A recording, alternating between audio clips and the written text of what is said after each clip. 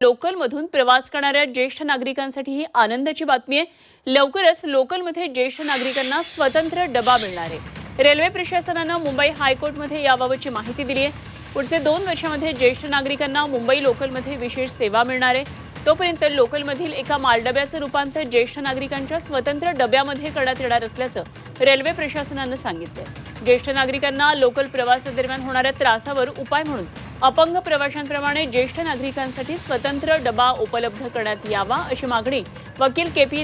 नायर यांनी जनहित याचिकेद्वारे केलेली होती आणि या याचिकेवर सुनावणी करत असताना हायकोर्टानं रेल्वे प्रशासनाला लवकरात लवकर कार्यादेश काढण्याचे आदेश दिलेले आहेत। यावेळी रेल्वे प्रशासनानं हायकोर्टाला सांगितलेलं की रेल्वे प्रशासनाकडून ज्येष्ठ नागरिकांसाठी सकारात्मक उपाययोजना केल्या जातात। येत्या 2 वर्षांमध्ये मध्य रेल्वेच्या 155 आणि पश्चिम रेल्वेच्या 105 मालडब्यांचे ज्येष्ठ नागरिकांसाठीच्या डब्यामध्ये रूपांतर करण्यात येणार आहे। या सुनावणी दरम्यान मुख्य न्यायमूर्ती देवेंद्र कुमार उपाध्याय आणि न्यायमूर्ती अमित बोरकर यांच्या खंडपीठानं रेल्वे प्रशासनाला महत्त्वाचे आदेश दिलेत।